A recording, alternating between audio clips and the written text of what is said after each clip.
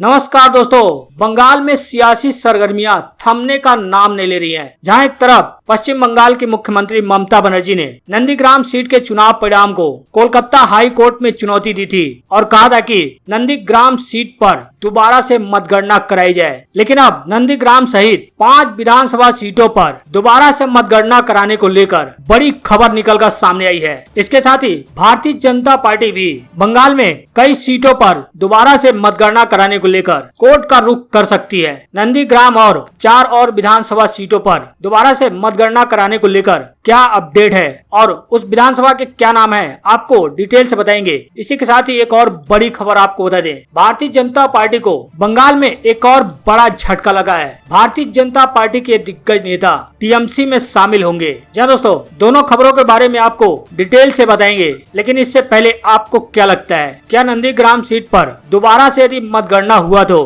क्या ममता बनर्जी की वहां से जीत होगी? क्या शुभेंदु अधिकारी की दोबारा से मतगणना कराए जाने पर हार हो जाएगी? आप अपनी राय कमेंट में जरूर दें। साथ ही इस वीडियो पर अपना एक लाइक जरूर दें, क्योंकि आपका एक लाइक ही हमारे मेहनत का असली फल है। और साथ ही इस वीडियो को शेयर भी करें। जी दोस्तों, आपको बता दें, बंगाल विधानसभा चुनाव नतीजों के दौरान भारतीय जनता पार्टी के नेता शुभेंदु अधिकारी के सामने ममता बनर्जी की नंदीग्राम सीट से हार हुई थी और नंदीग्राम सीट पर हार को लेकर ममता बनर्जी ने उस सीट पर दोबारा से मतगणना कराए जाने की कोर्ट से मांग की थी। हालांकि मुख्यमंत्री ममता बनर्जी की अर्जी पर नंदीग्राम मामले की कोलकाता हाई कोर्ट ने सुनवाई टाल दी थी। कोलकाता हाई कोर्ट की एक सदस्यीय बेंच ने इस सुनवाई को 24 जून तक के लिए टाल दी थी। हालांकि सुनवाई टलने के बाद तृणमूल कांग्रेस ने जज के खिलाफ ही मोर्चा खोल दिया था। टीएमसी ने जज कौशिक चंदा की तस्वीर जारी करते हुए बीजेपी से जुड़ा हुआ बताया था। टीएमसी ने कौशिक चंदा की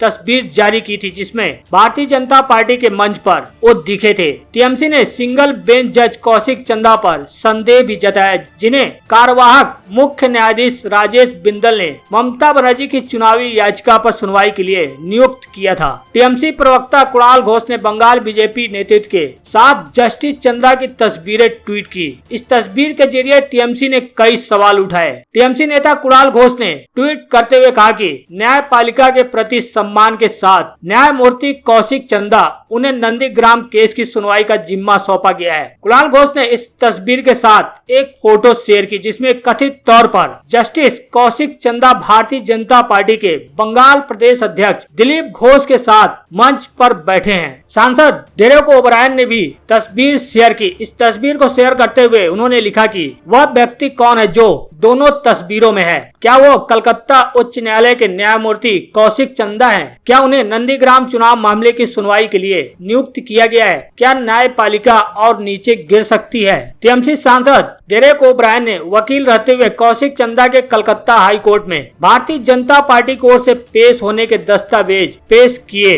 डेरेक ने लिखा कि यह मामला जहां न्यायमूर्ति कौशिक चंदा कलकत्ता उच्च न्यायालय के समक्ष भारतीय जनता पार्टी के लिए पेश हुए हैं और अब उन्हें नंदीग्राम चुनाव मामले की सुनवाई का जिम्मा सौंपा गया है। हालांकि ममता बनर्जी द्वारा नंदीग्राम सीट के चुनावी परिणाम को जो चुनौती दी गई थी, उसकी सुनवाई 24 जून को होनी है। लेकिन सिर्फ नंदीग्राम सीट ही नहीं, बल्कि 4 और ऐसी सीटें हैं जिस पर उनके घोषित परिणामों के खिलाफ याचिका दायर की गई है। जी आपको बता दें, चुनावी नतीजों के घोषणा के बाद दोबारा से मतगणना के ममता बनर्जी के अनुरोध को खारिज करने कुछ मिनट बाद ही ममता बनर्जी ने याचिका दायर करने के अपने फैसले की घोषणा की थी और उसके एक दिन बाद ही तृणमूल कांग्रेस के 4 और उम्मीदवारों ने भारतीय जनता पार्टी के पक्ष में गए 4 सीटों के परिणाम को कोर्ट में चुनौती दी है। जी आपको बता दें, जिसमें तृणमूल कांग्रेस के 4 उम्मीदवारों ने बलरामपुर विधानसभा सीट, गोघाट विधानसभा सीट, मोयना और बुंगाव दक्षिण निर्वाचन क्षेत्रों में घोषित परिणामों के खिलाफ याचिका दायर की है। आपको बता दें, बंगाल में भारतीय जनता पार्टी को 77 सीटों पर जीत मिली थी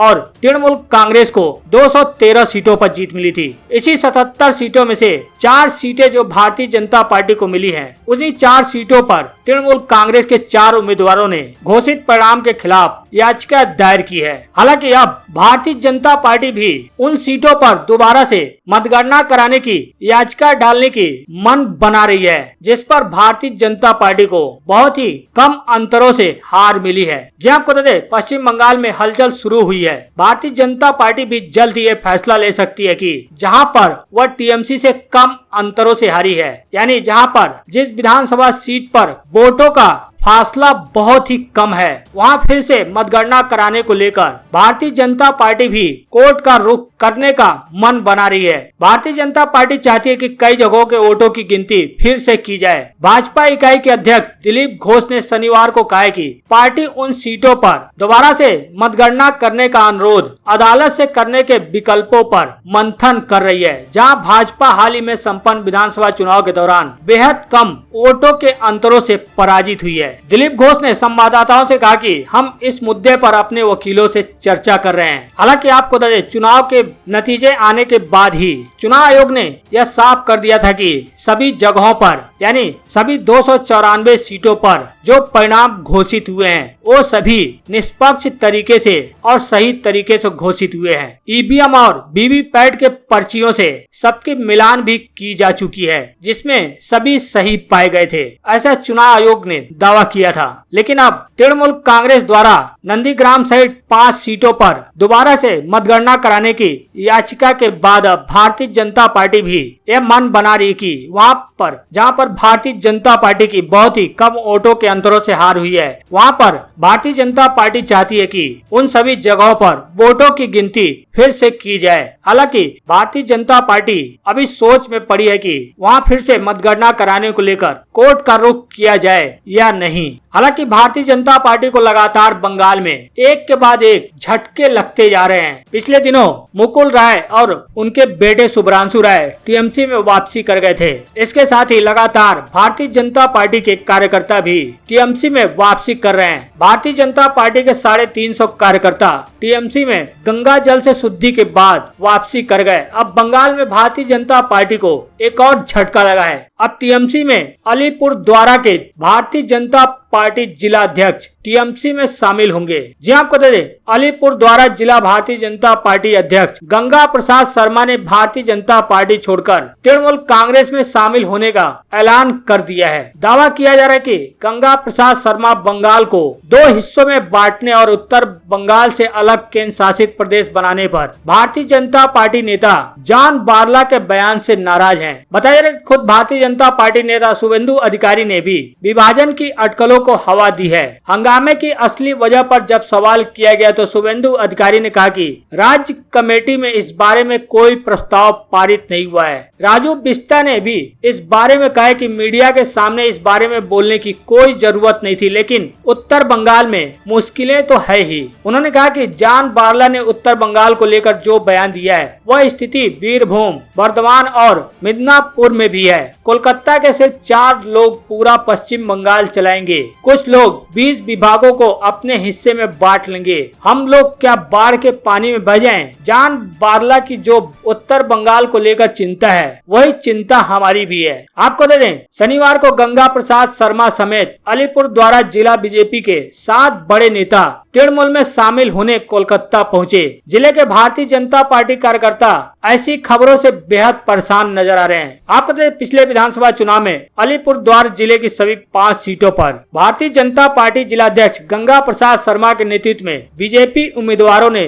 जीत हासिल की थी। अब गंगा प्रसाद शर्मा के भारतीय जनता पार्टी छोड़ टीएमसी में शामिल होने से भारतीय जनता पार्टी को यह बड़ा झटका बताया जा रहा है। साथ ही भारतीय जनता पार्टी के लिए बड़ा नुकसान भी साबित होना बताया जा रहा है। हालांकि बंगाल में सियासी सरगर्मियां थमने का नाम नहीं ले रही हैं। अब चुनाव से पहले जो तृणमूल कांग्रेस छोड़कर भारतीय जनता पार्टी में शामिल हुए थे, उनमें से ज्यादातर टीएमसी में वापसी करने की इच्छा जाहिर कर रहे हैं। हाल ही में तृणमूल में वापसी करने वाले मुकुल राय ने यह दावा किया है कि भारतीय जनता पार्टी के लगभग 25 से 30 विधायक तृणमूल में शामिल हो सकते हैं। टीएमसी में वापसी के बाद मुकुल राय खुद भारतीय जनता पार्टी के उन एमएलए से संपर्क करना शुरू कर दिए हैं जो तृणमूल से गए थे। इसके अलावा वो और भी भारतीय जनता पार्टी के विधायकों से संपर्क साध रहे हैं। हालांकि शुभ्रांशु राय ने यह दावा किया कि भारतीय जनता पार्टी के 25 से 30 विधायकों के साथ ही